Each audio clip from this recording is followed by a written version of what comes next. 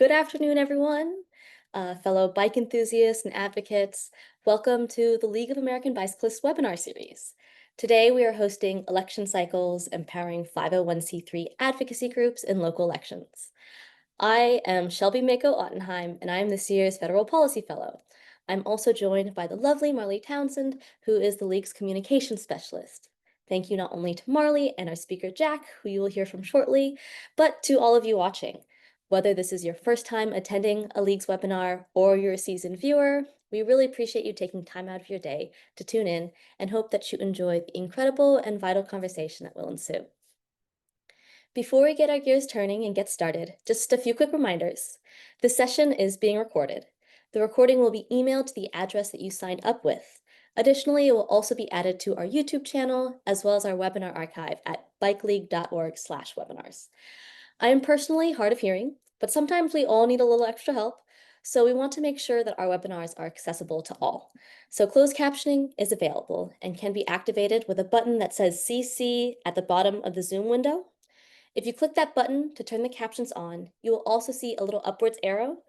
That little arrow will open a little menu for you to click View Full Transcript, which will be auto-generated as we go along. Finally, I want to share some tips and tricks for how you can interact with the panelists, both Marley and myself, as well as each other during this webinar. All attendees have their microphones muted, but we'd love to hear from you and see some engagement in the chat. If you want to share where you're tuning in from, what is your favorite bike or form of transportation, or want to network with the fellow attendees, the chat is a great place to do that. However, for specific questions that you want our panelists to address during the Q&A portion, please direct those questions into the Q&A submission box, which can be found again at the bottom of your screen with a big Q&A on it. Feel free to add questions in that submission box throughout the session, and we'll go through as many as possible during the dedicated Q&A. Before we roll into today's webinar, let me take a quick second to talk about the League of American Bicyclists. The League is the nation's oldest grassroots bike advocacy organization, leading the movement to create a bicycle-friendly America for everyone. The League has been around since 1880, and we were the first to advocate in Congress for the roads to be paved so cyclists could ride more safely. Since then, we have been continually leading in the bicycle advocacy space, ensuring that we all have our space on these roads, as well as advocating for the safety of all vulnerable road users. Our mission today is to lead the movement to create a bicycle-friendly America for everyone. And we're so glad to have you in the audience today as a part of that movement, making biking better for our communities and safer at the grassroots and local levels. Now, I'm excited to introduce our speaker today. Jack Ketcham is a board member and former president of Tempe Bicycle Action Group, a local advocacy organization dedicated to making Tempe safer and more accessible for people who bike, walk, and roll. He helped lead the group's election cycles initiative, which engaged candidates and voters around transportation issues through events like candidate rides, forums, and public questionnaires. Jack is also a software engineer and passionate about building more connected, sustainable cities. And now, I will hand it over to you, Jack. Sweet. Thank you so much, Shelby. Thanks everyone for joining. Let me get my screen shared here and get this all going. Alrighty. Yeah, so thank you for the introduction. Super happy to be here. I love the League's webinar series. I think it's so great that we can take these lessons that different organizations around the country are applying and share them out, and hopefully see those scale to more communities around the country. So yeah, super excited to share our experience with local election outreach from the past election cycle that we had in Tempe, and hopefully there are some useful tidbits for you guys. So already had the quick introduction, but just to mention it again, Tempe Bicycle Action Group is all volunteer-run nonprofit advocacy organization based in Tempe, Arizona. We are like the college town in the Phoenix metro area, so it's where Arizona State University is. So it's probably the most like bike-friendly, or one of the most bike-friendly places in the Phoenix metro area and in the broader state. And our organization has been around since 2007.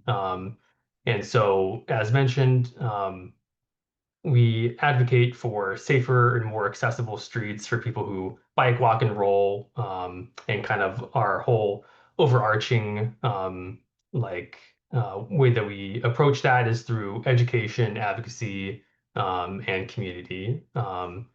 And through things like our election cycles. And then for me, as Shelby mentioned, I'm a board member and former president of the organization, and I helped lead our election cycles initiatives during the last election cycle, which at this point was in the 2023 to 2024 cycle, and now it's just starting back up again now in the 2025 to 2026 cycle. So we'll be kind of doing this all again locally in Tempe. Um, so to start getting into it, why local elections matter. Of course, I probably don't have to explain too much to the people on this call, but of course, this is really where like the rubber hits the road for our advocacy, and starting at that at the very local level is really where like really big impact can happen, and it's really where we can establish those connections and like communicate with the community why these issues matter. So specifically for like how an advocacy organization approaches local elections, it's an amazing opportunity to build those relationships with local decision makers. Like all the candidates that are running and then those that end up winning and go on to office, right? This is your chance to be able to meet them, introduce yourselves in the organization and your issues to them. um, these are the people that are going to be controlling the local budget, what gets improved and not approved in that budget, as well as like what local infrastructure projects are approved and go forward, as well as policy decisions for things like, is there going to be like a bicycle focus in like a transportation master plan? Like, how do they approach that? All those kinds of things, are impacted by local elections. And so then to speak about, the unique opportunity for 501c3s to participate in local elections. It's, you know, like through that nonpartisan advocacy, it really kind of gives 501c3s like a unique um, like ability to engage with candidates in the public by taking that nonpartisan approach. So it really just, by not, advocating for any one candidate, you can really just build trust with the candidates themselves, with the community, and with like the media that your organization can be a resource on these issues. And like through that, you just like are better able to center your issues. And, you're not talking about any specific candidate, for or against. It's really just all about the issues and like that raising awareness and like that educational aspect of what you can do through election outreach. And then, the ability to like strengthen relationships with those candidates, knowing that, you're approaching it from you know, a completely neutral perspective. So you can kind of establish those relationships and hopefully be a resource for those people as they go forward. Um, and so when you think about how you want to like what you can accomplish with local election outreach, there's really just a ton of opportunities and a ton of impact that you can have. um, One of the biggest ones is just educating the candidates in general on the issues and why it matters to you and your community. A lot of candidates, maybe more, maybe hopefully more, as time goes on, and hopefully, some of us, on this call or in our communities, can step up and be candidates themselves. But a lot of candidates, are unfamiliar with the details of transportation issues, and may be unaware of like the specific conditions in your locality, and the kind of environment that you have there. So you can just position yourself to be that trusted resource for those candidates, and through all of these different avenues, like, educate them on, the different points and get them thinking about these things in ways that they might not have otherwise. And then, as I mentioned before, like big opportunity to like center and like elevate your issues and build those future relationships. So, just like it's an educational opportunity for the candidates, it's also just a great opportunity to like, take this and then share it with your wider community, share it like beyond just, the bike people in your community, beyond just the safe streets people in your community. Like through these avenues, you can really hopefully um, widen the tent and like break out of, some like the information silos that we have and reach more people and just talking about, hey, like, these are the transportation issues, in our community, how are we going to get around? What do these candidates think about this? And people can take note of that. Um, and then it's also like a great opportunity for you to get candidates to actually take a stance on a bunch of these issues. Where otherwise, like if your organization doesn't do it, like who's to say if these issues, come up or get asked at all?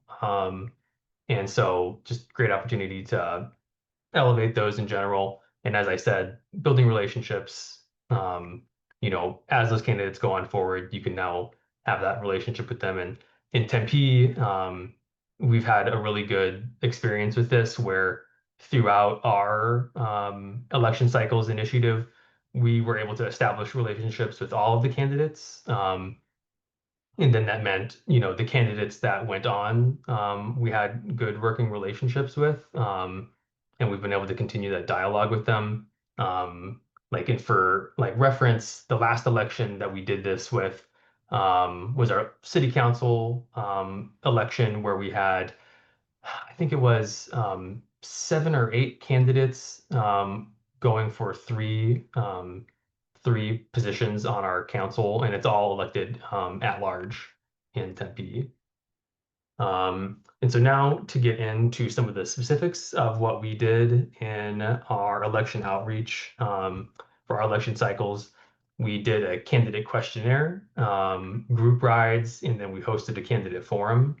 Um, and so to get into the questionnaire, this was like the first bit of outreach that we had done, like in the cycle before last and in the past couple, we've done it in the past. And then before this last cycle, we'd only done the questionnaire. And if you could really only do one of these things, I would say it's the questionnaire is what you should do. It's definitely the most like approachable. It's like the most, probably like the quickest one that you can spin up without much effort or without too much time. You can get this going. And it does have a lot of benefits by just doing that. Like I said before, it gives you an opportunity to still like, meet with the candidates, talk to the candidates, introduce yourself. Hey, we have this questionnaire. You can get the candidates to go on record, and then you have this documented answers to their questionnaire that you can share with your community. You can hold them accountable to it. Um, and, you know, obviously continues to maintain the nonpartisan aspect where, all the candidates get the same outreach and get the same questions. You can have a fair comparison across everyone. So some of the like the way that we approached how we created our questions, like after a couple iterations, um, you know, we would say it's always good to start with like, what are your goals first, with what you want to accomplish with your questionnaire. Um, like, are you trying to just do like education in general? Are you trying to like elevate like a certain aspect of like an issue in your community? Like, is there a specific problem or a specific like policy that you want to try to highlight or other specific goals? Um, in this past election for us, it was really more so just like the general education aspect that we wanted to elevate and accomplish with our questionnaire. So really just like, educating the candidates on the issues and like introducing themselves, like us to them, and just kind of like making sure that they know that, you know, there are people in the community that care about these things, and are asking these questions. And then you can have a mix of question types. For us, we kept it to 5 questions, and all of them were short response essentially, or they could go longer. But you could have like a mix of yes and no questions or things like that, depending on how you think, your candidates might respond and your goals. And then definitely for us, keeping questions clear and concise is always a good idea.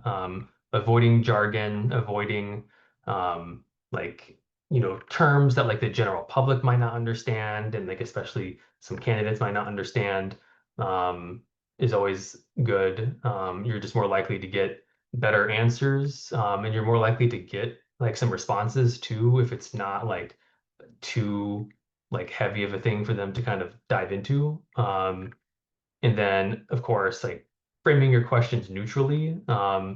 This was something for us where, like we had to go through a couple iterations of how we're going to frame these questions because, of course, we know what we would answer to these questions. But, you don't want to like be leading the candidate down to like a correct answer. And you want to just like leave it open for them to answer, and then like the answers will speak for themselves. And then, once you have like their answers, you can of course have like your own other, outside of the election outreach, it's kind of commentary on the kind of answers that you got perhaps, but important to just keep those questions neutral. And then something else I would also mention too with like keeping questions clear and concise is what we did as well with the candidate questionnaire is we like provided, we asked our questions and then we also provided like some background information for the candidates, just like, you know, like a one pager kind of like one pager like linking to resources for them if like they want to like dig in a little bit more to kind of these issues and just really like linking to like the city's own website for like hey like what's our bike program, like what policy is this, like especially if it's a candidate that isn't running for reelection, maybe they haven't been in office before, candidates running for reelection might know some of these things but others won't, so that's something that's good to be aware of. But we did provide like a little bit of background information for the candidates. And so then just a note on distributing and publishing the questionnaire. Of course, sending it to all candidates simultaneously. Um, we just have like for us, right? It's just like a scheduled email that we sent out to everyone. And like some cities may be different, but you should be able to ask your like city clerk for the emails of all of the candidates that have like maybe gotten enough signatures to be on the ballot. Because a lot of that will be public record for just their campaigns. So you can get emails that way, or otherwise, if you know their campaign managers or something, that's obviously great. But we sent it out to all the candidates at once with a scheduled email. And then we did do a lot of follow-up. Obviously, candidates can be very busy, and to answer these questions, it takes time. And busy inboxes, things can get buried. So some of the candidates, were able to get back to us much more quickly than others. Some candidates, you always want to set a deadline, of course, for when you need the answers by. And like hopefully you're sending it out like at least like 4 weeks, 3 weeks, to give them time to respond. And so some candidates for us, they only responded like the night before we were going to publish, and then we had to get it all added to our publication. But following up is critical, of course, and then maintaining consistency in that follow up. So if you're following up with one candidate, like you want to be following up with everyone just to keep it even and neutral across all of that. And then on the publication side, you want to obviously publish the responses verbatim. Don't do any editing. I mean, if there's a typo in there, there's a typo in there. Um, it's what the candidate gave you, so that's what you should publish. Um, and then for like non-responses, if somebody didn't respond, just have like a neutral, we sent the candidate a request for answers and they didn't get back to us, right? Handle it neutrally. Um, and then again, maintaining nonpartisanship in your publication of it, so you're not slanting towards one candidate or another. Um, and as mentioned before, the publication of the questionnaire is just a great opportunity to elevate it to the wider public. Um, so we reached out to like some local newspapers, sharing the answers to the questionnaire and published it on our websites, on our socials, and our newsletter. It's just um, a nice like useful tool for the community. You know, just like so that your community members can know, right? Like here are the candidates, here's what they say. So just a good opportunity to share that out with everyone. And so now moving on to the forum, and this is probably like my favorite piece of our election outreach in the last cycle. And it's pretty similar to the questionnaire, really. But um, it was our first time doing a candidate forum, and it went really well. And it doesn't take too much more setup, than getting the questionnaire all done. Of course, you have all the in-person pieces, but I highly encourage anyone out there that's thinking about doing a forum, definitely go for it. Hopefully, these like tips will help you, inspire you to take that step. But we had a really good experience with it. Um, and so kind of just like the basics about it, right? Or other things to keep in mind with it is, look at it as an opportunity to build, relationships or like strengthen relationships with other organizations in your area. Um, so it could be partnering with like other like safe streets or safe streets adjacent organizations, nonpartisan, like nonprofit organizations in your area to like partner on the outreach. You could even partner doing the forum in general with them, like where, your organization could ask, you know, 3 questions or X number of questions, and the other organization could ask the other questions, things like that. Is a really good way to go about it. We didn't do that in this past forum that we did, but it's something that we've thought of for this next forum that we'd like to host. Um, and then recruiting a moderator. If there's somebody in your organization um, that would want to be the moderator, and that you think would be a good fit, that's great. We had some people in our organization that would have done it, but we were thankfully able to find a really amazing local journalist to be our moderator, and she did great. And it's just, yeah, super important to just find like a nice neutral moderator that you know, like isn't going to be slanting, questions or any kind of thing based on the candidates or the topics. So look out for that. And then important to establish ground rules for the forum at the start of it. And I'll have in another slide, I'll have kind of our whole like setup for the forum, but important to establish ground rules, what the time limits are, expectations from the audience, just the whole format of the forum, just so that everyone is aware of how it's going to work. For our forum, what was really great about Tempe is um, the city actually helps facilitate 3 candidate forums to be hosted each election cycle in partnership with local community, like with local community groups. So every year they like open up on a certain date applications for groups to host a candidate forum, and then the city helps like provide the location um, and like the AV setup for making the candidate forum happen. So that was huge for us, where the only things that we had to be concerned about was reaching out to the candidates, coming up with the questions, coming up with the little note card, the name card to put in front of them, all that kind of stuff. But those other resources were taken care of. So we were really, like grateful that the city offered that. And then, for our forum as well, we really enjoyed it. It happened to be the most well-attended forum of all the forums that election cycle of the other 3. So that was cool. We had about like 80, 85 people show up, and it was a really nice cross section of, known other bike people in the community and just like other community members in general. Our candidate forum was focused around transportation topics, of course, which had also not been done before at a candidate forum in Tempe. All the other forums were just kind of general, not focused on a topic, so that was nice.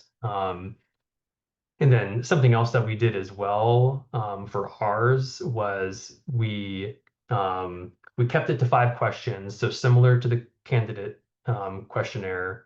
And then we also gave like similar like one pager background information for all the candidates so that they could educate themselves and do a little bit of background research to prepare for it. And then we did have audience questions available as well. So like set up out front of this little um, like community room space, we just had a little table set up with some note cards that people could write their questions on and submit them.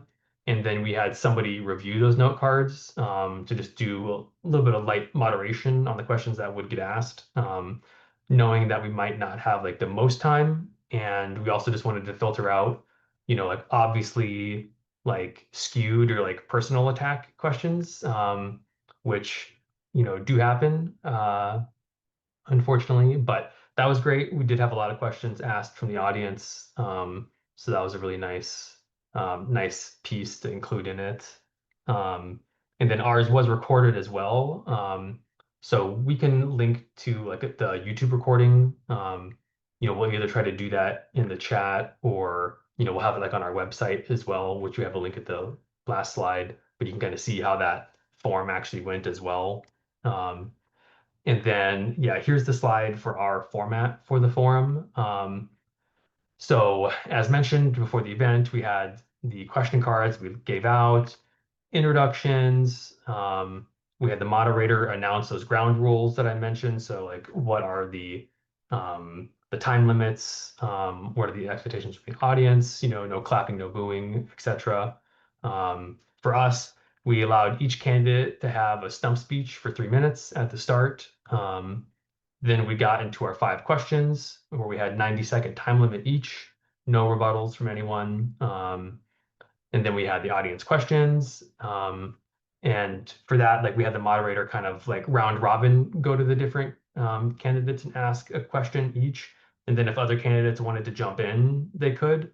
So we ended up, because we wanted to try to get through more questions, and we ended up having a lot of the candidates like also want to jump in on those questions, which is totally fine and worked out for us. So you can kind of, you know, try out what works for you for audience questions or how you want to do that. And then just a closing speech per candidate of a minute and a half.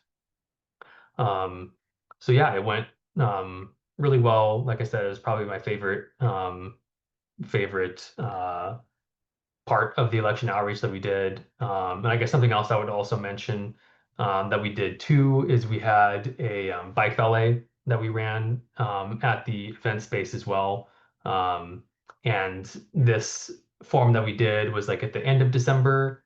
Um, and it was like for, Tempe, Arizona standards, cold. It was a cold one. I think it was like, upper 40s or 50s. So for some folks, it's probably not that crazy, but for Tempe people, it was rather cold, and we still had like 30 bikes at the bike valet, and that was also just kind of nice. So like as people walked into the space, like they could see all these bikes that were here. We had a candidate ride up on their bike, which is great. So just like another little way that you can work in, you know, kind of elevating bikes in the forum. And then now, for the last part that we did for our election outreach was the group rides that we hosted. And so in addition to the forum, this was something new that we had tried this past cycle. And we really enjoyed this one as well. And the idea with these was we invited each candidate to host a group ride with us where like we would be the ride marshals and help organize the ride and help organize the route and everything. and we offered the opportunity to each candidate to maintain the nonpartisan nature. And it was just a great opportunity to get the candidate out onto the street, out onto a bike. Some of these candidates, like, seldom go for bike rides. They had to borrow bikes. And so just a good opportunity to get them out onto the streets and see what the local conditions are like. Of course, for the routes that we came up with, you want to keep it to be like an accessible route, an easy route. Like as much as we would love to, take some candidates down, like, hey, like, let's go down this arterial, and see how nice this is. Or like, like getting to our library is a little hairy. Like we'd love to take them on those kind of rides. But of course, for this, you just want to keep it accessible and open, and they're still going to be able to get a sense of what the local conditions are like. But obviously, we don't want to go on any scary rides with the candidates. And so we had like a fun, accessible routes, 3 to 5 miles. So it's like, you're done in like an hour essentially. And it's an opportunity for the candidates to meet the community, for the community to meet the candidates, vice versa. And then like another the other aspect of this, which is really great too, that you don't get with the forum or the questionnaire is the opportunity for just like more informal conversations with the candidates, more like informal conversations with them about the issues and just talking to people. Because obviously at the forum, it's like, they show up for the forum, there's going to be some conversation afterwards, but there's so many people there like all at once. And then a lot of them will just have to leave pretty soon after, so you don't have that much opportunity. But for the group rides, this is really great to kind of just be able to talk to them and get them meeting people. So it was really nice. Here's a couple photos from some of the rides that we did. So we had some bigger ones, some smaller ones, some that had more community members in general, and some of them were more people just related to the campaign. But each of them was really nice. Um, of the 8 or 9 candidates I mentioned that we ended up doing 5 candidate rides in total. And each one we picked a different route to do as well. And that was kind of based more on just like the candidates' preferences as well when we asked them, where would you like to do the ride from? So for some of them, we went closer to where that candidate lives and kind of rode around some of the multi-use paths and streets over there. But yeah, like another nice opportunity to kind of highlight different parts of the city too. And then, of course, yeah, you opportunity to share this out on your socials, your newsletter, hey, we're doing this group ride, everyone come out, we can meet the candidate, ask them questions, all that kind of stuff, which was really nice. Um, so now like talking about some like the post-election stuff that we did, you want to like thank all the candidates that participated in your election outreach efforts. So everyone that filled out a questionnaire, attended the event, that we did a bike ride with, reach out to them again, and congratulate them on their win if they did, or just thank them for participating if they didn't, and kind of just maintain that communication there. Also important, of course, having your own debrief afterwards. It was like after like the cycle prior, in our efforts that we did, we determined that we wanted to kind of like step up our election outreach efforts, and kind of, when we decided we wanted to go and host a forum, we wanted to do these candidate rides to get people out on the streets. Um, and so would encourage everyone to do that as well. And then also obviously very important is to like keep the momentum going on the relationships that you've just built. So, for the people that then, win the election and go into office, it's a great opportunity to like, then have additional meetings with them, like request meetings early. It could be before they even get into office, meet with them and then kind of have like a little bit more of a formal, like, introduction and then like a little more formal introduction to your organization, perhaps. Hopefully you've already talked to them, right? So they are familiar with you, but you can request that meeting and then like, make it like a not unusual thing if you want to have meetings with them, so they kind of are more familiar. Present like your policy agenda, good opportunity to introduce that to candidates. Um, and then again, you can make yourself like a resource for them. So as like projects come up or like policies are proposed or issues come up in the community, you can be that resource for them, and hopefully it can like stick in their head, like, hey, you know, like somebody was just hit by a car, or something else happened in the community, like this road is getting a lot of um, there's like a lot of issues with this road, or we're going to redo this road, like I want to reach out to that organization. So hopefully they can remember you that way. And then very critical is holding officials accountable for what they said or did in your election outreach. So like as I mentioned before, like the questionnaire answers that you have are just like a great document of record for, here's what you said. Why aren't you doing this? What's changed? You can just kind of, have that to like remind them of, what they had stated, and share that out with your community again. And then, you want to be able to like keep abreast of the um, like issues that are coming up to the council, to whatever like elected body that you were doing outreach with, so that you can like tie it back to things that they had said in their questionnaire or like issues that you care about, things like that, of course. And then, as far as it being a resource, again, hopefully they remember you to reach out to be able to ask for your perspective on issues, projects, and things like that. You can help connect them to national organizations or statewide organizations, depending on your level of organization. Um, you can organize like infrastructure visits, site visits, like if a project's coming up, you can go with them to go check out the site, work with staff to go check out the site, things like that. Um, so with that, it kind of brings me to the end of the presentation here.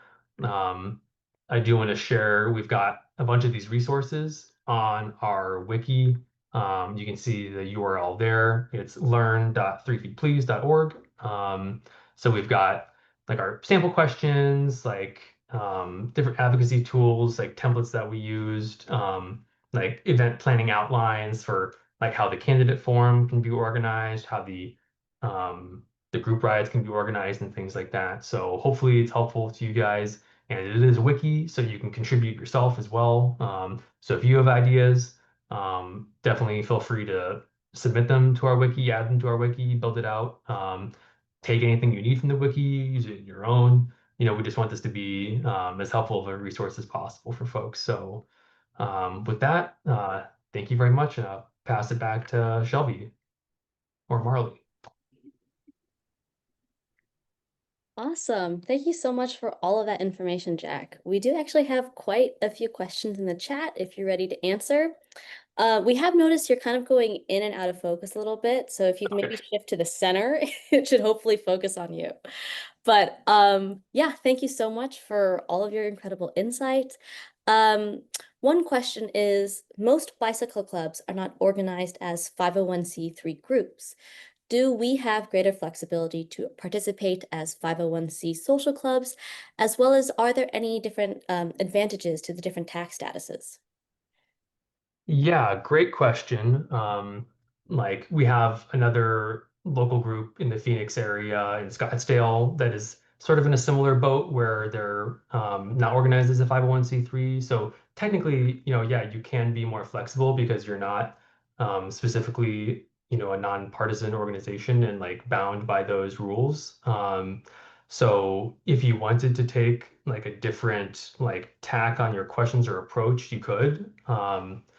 I would say, like, if you do think that you would want to be a 501c3 eventually, or you think that like your outreach, you want to be like similar to that, I'd say it's probably good to like take that approach earlier on, and like kind of get used to it. Like, if you think that's something you might want to do, it's probably just a good idea to like approach it from that angle, I'd say.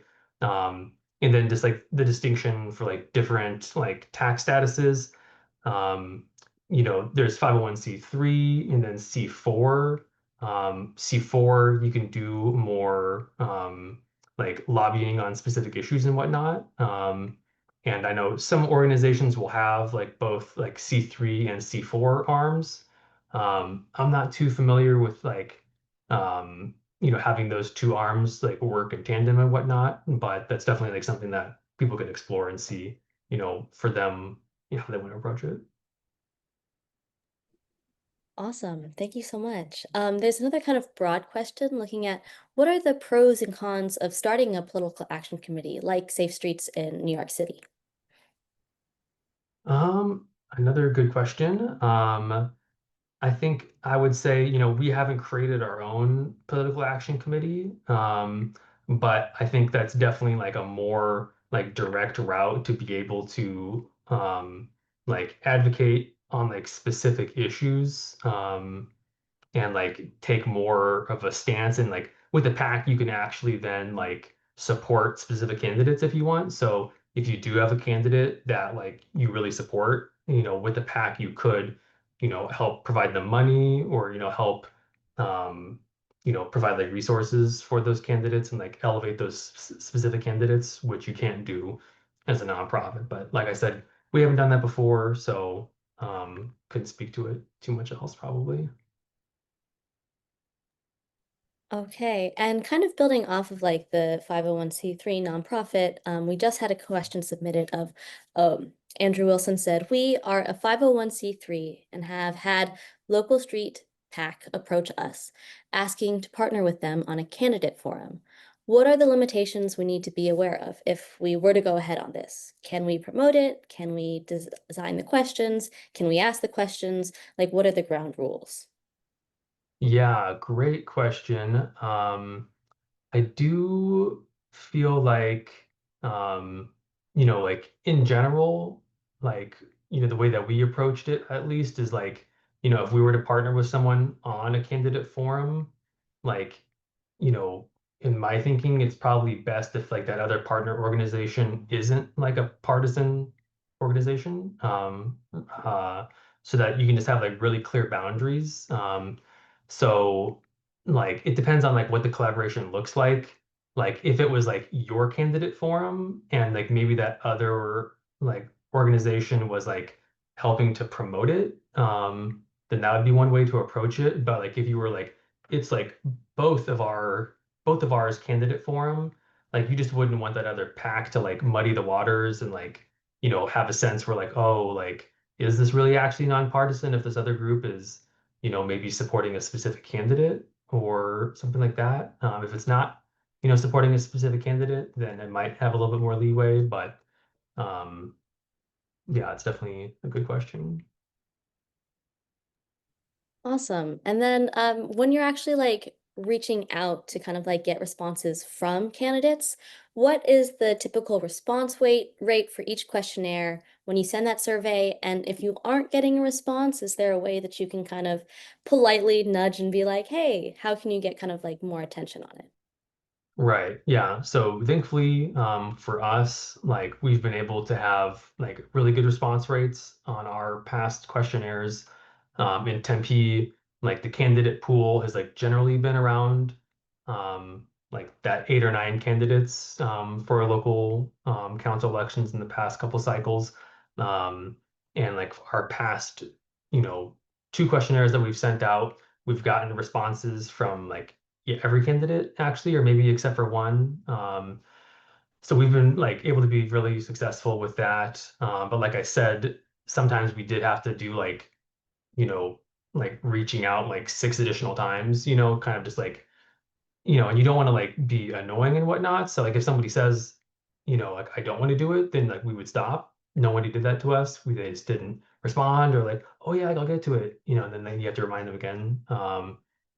And then like something that we did do to help get more responses is like, hey, like, like the deadline is approaching, like we've already gotten this many responses. So like your other candidates, your other, like opponents are responding and are going to have their answers, published, and you can just like kind of remind them that like, hey, yeah, like, we're going to be publishing this on our website, and like, if you're not going to respond, that's, fine. We'll just have like a non-response for your response there. That is true. The squeaky wheel does get the oil. Yes. So we have a question from Jim. He says, "I'm a former elected official, as is my partner Karen. Questionnaires and forms are an important part of local elections. Do you recommend doing them all Do you recommend doing them for all candidates for similar offices like city council or one position at a time? So like Ward 1, Ward 2, etc." Got it. Yeah. In our experience, we've only done it um for the city council races that we've had locally here. But we like have thought of and explored doing it for like our local like state representatives level as well. It depends on like the size of like your team and your ambitions and whatnot. So if you wanted to try to do simultaneous ones, you could, but like for us, like we would probably be spread too thin if we tried to do more simultaneous races at once. But you could also kind of like pick and choose, right? Like, you could do candidate rights for one, a questionnaire for another. So like we were like looking into doing candidate rides for yeah, like our local state representative race as well. So you can kind of pick and choose what you want to do for each race. Okay, awesome. I have kind of like a general question. So, how can smaller advocacy groups successfully host forums with like limited resources? Any tips or stuff like that?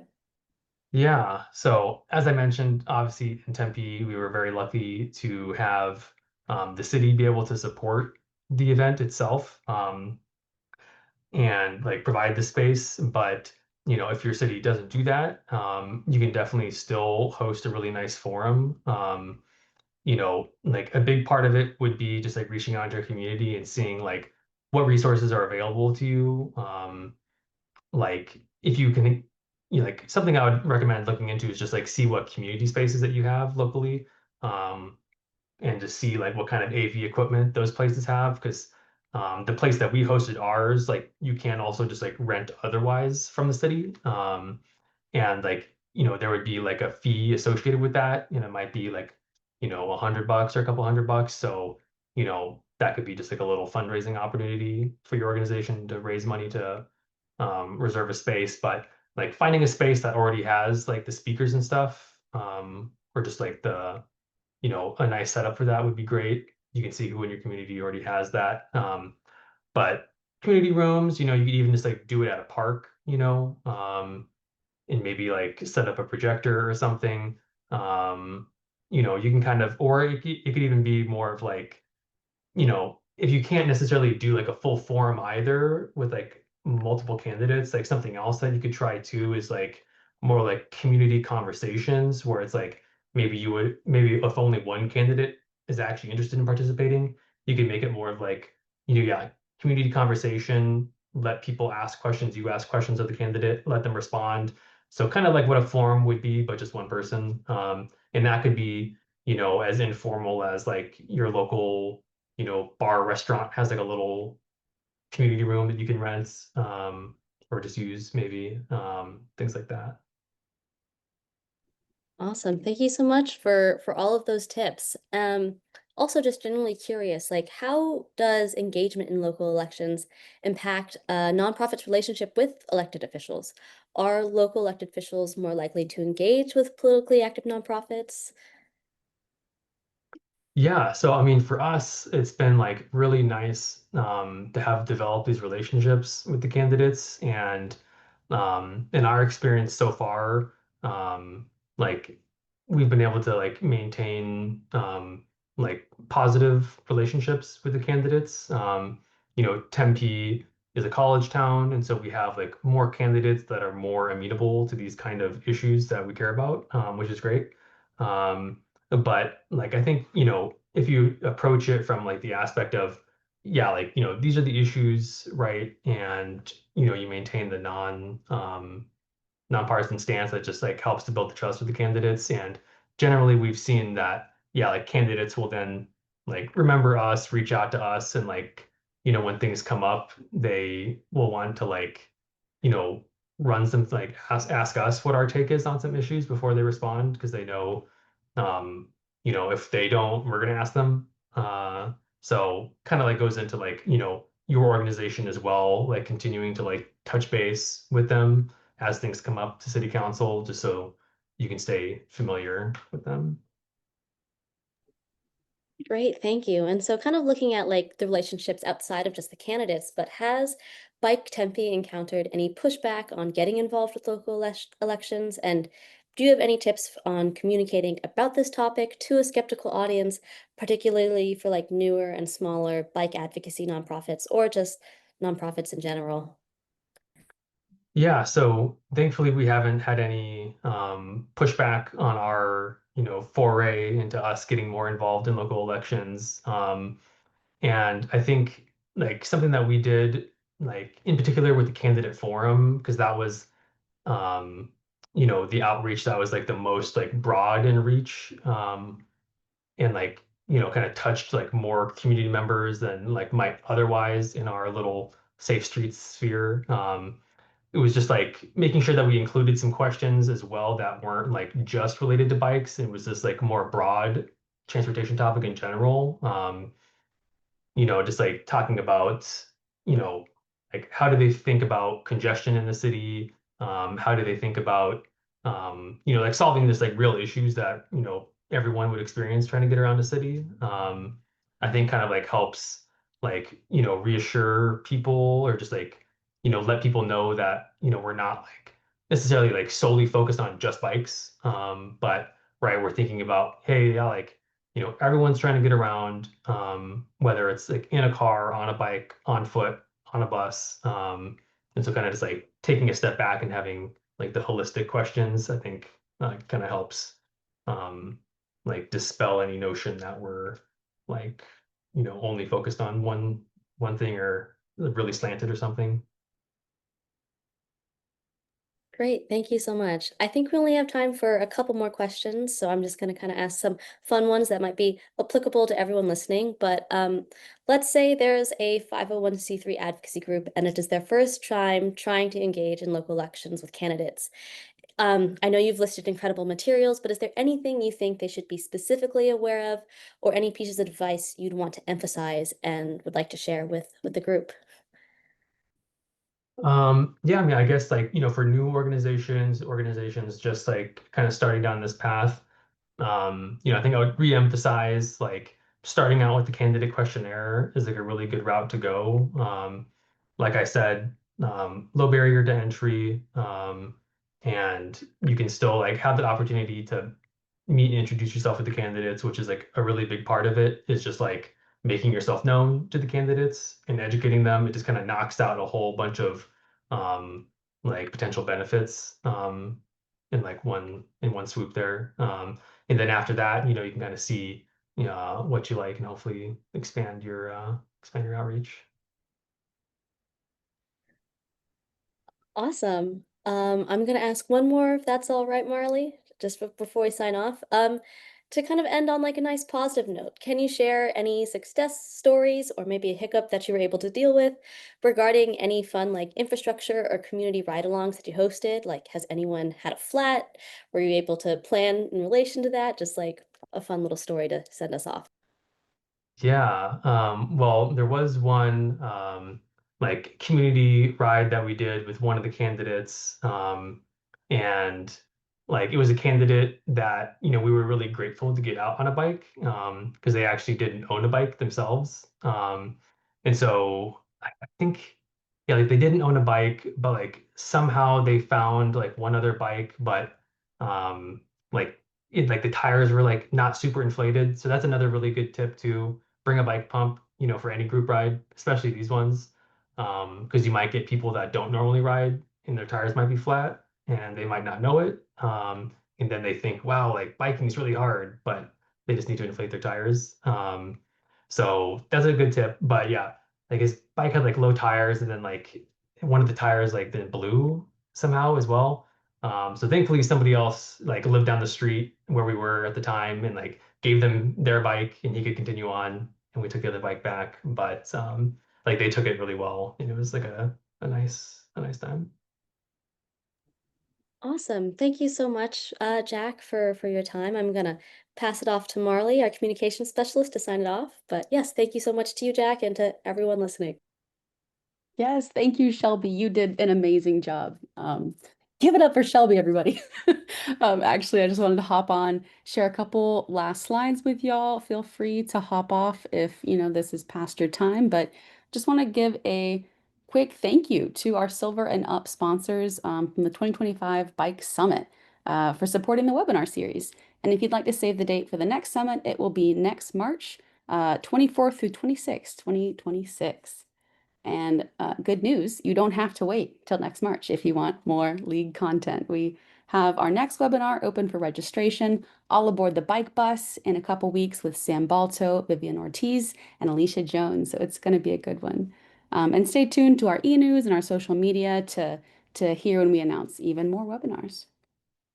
And finally, I just want to say, as Shelby mentioned, thank you all for joining us today. I really appreciated it. Y'all did a really awesome job in the chat engaging, and I really appreciate all your time that you spent with us. And I absolutely want to thank Jack for sharing your expertise.